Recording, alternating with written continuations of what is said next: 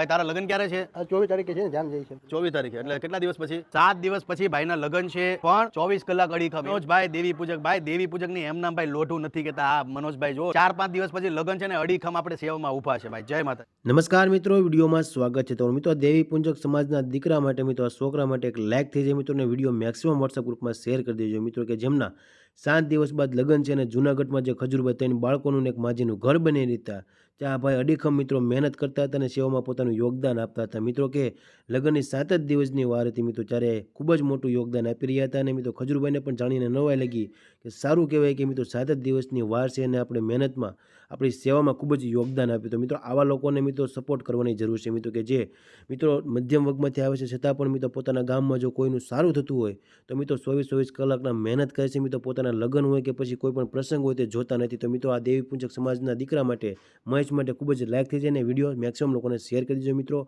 અને આ ભાઈને તો દિલથી સલામ છે મિત્રો, કે જેમણે બધા જ લોકોનું દિલ જીતી લીધું મિત્રો, કે જૂનાગઢમાં એક ઇતિહાસ રચ્યો છે.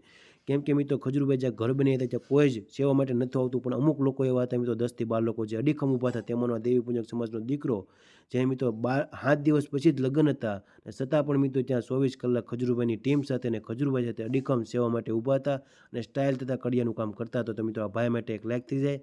અને આ ભાઈની સેવા વિશે તમારું શું કહેવું છે કોમેન્ટ બોક્સમાં જરૂર બતાવજો મિત્રો. જય માતાજી, જય શ્રી કૃષ્ણ.